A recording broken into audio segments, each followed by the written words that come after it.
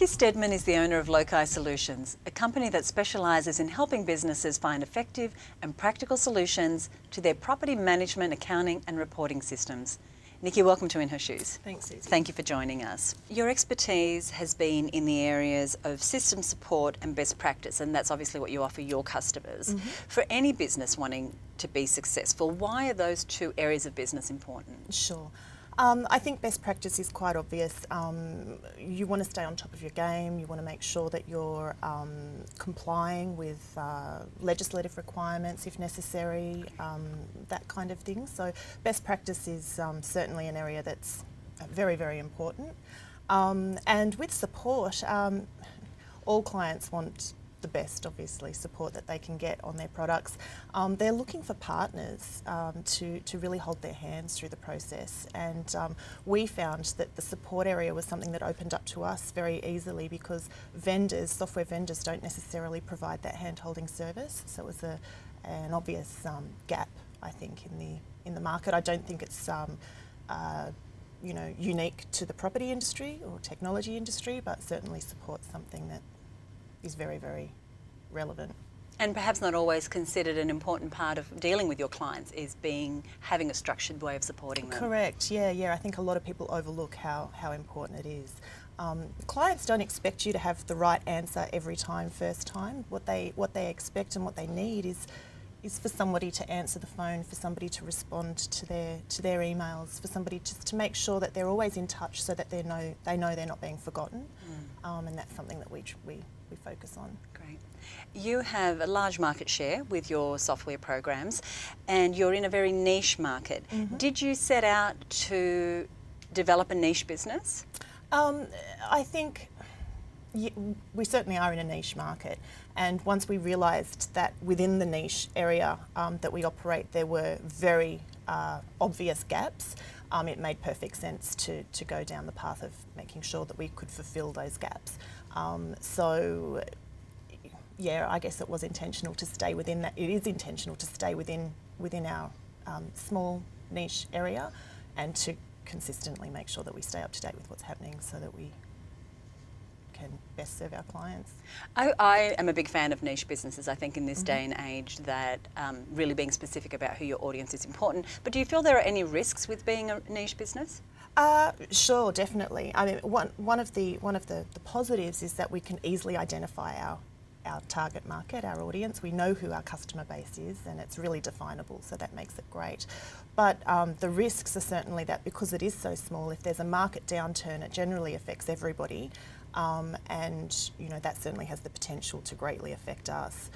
We've been very lucky to date with the GFC. It really had no negative impact at all on Loci. We found that as clients were reducing headcounts, they were very, very willing and open to outsource and obviously build up their software systems to reduce the need to increase that headcount at a later stage. So, Now, in your niche, you work in two industries, real estate and technology, both of which have traditionally been and probably continue to be quite male-dominated.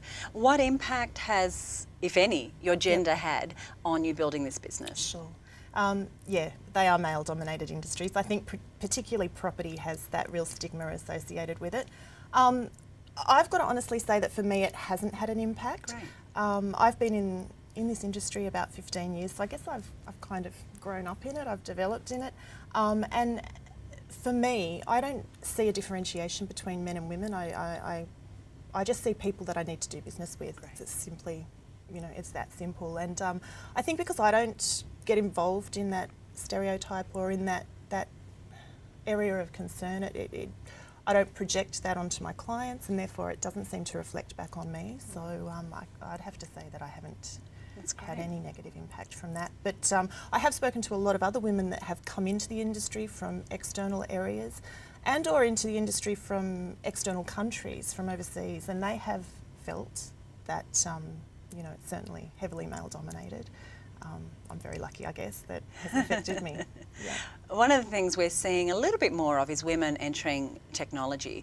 Probably not in the numbers that I think they should be, just based on where the future of business is. What would you say in support of women getting into technology businesses? absolutely go for it. I mean, there's no turning back now. Certainly, this is an area that's increasing in demand. I think women in technology is a wonderful thing, and I think that our attitude is, certainly very beneficial to us going into that area. We seem to go into it with a very service-orientated, very customer-focused feel, and it seems to serve us very well. There's also a lot of networking groups now, support groups available for women in technology, so I would say definitely reach out to those and utilise And I know one of those is actually called, I think, Women in Technology, Women in IT, and they're a great that's support right. for women looking Yep. to go into that field. Absolutely. Your clients are very large corporations, and you're a small business. Yes. So what are some of the keys to having those corporate doors open up to you if you're a small business? Yeah, it's all about networking, network. And I guess the way that I look at it as well, I think a lot of people can be intimidated by big business. The people that are working in those big businesses are just the same as the people working in the small businesses. And if you look at it like that, I think it's great. What I'm finding is that bigger businesses, particularly in the market at the moment, are very, very willing to give small business a go. We tend to be more tactile, and we can react and respond to their requirements.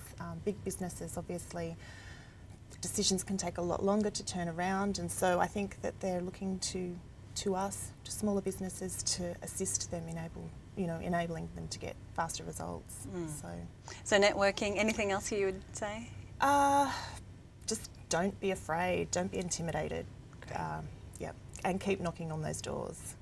We'd like to leave the viewers with a few tips that from your career and business success you would give as advice to those looking to grow a business. Sure.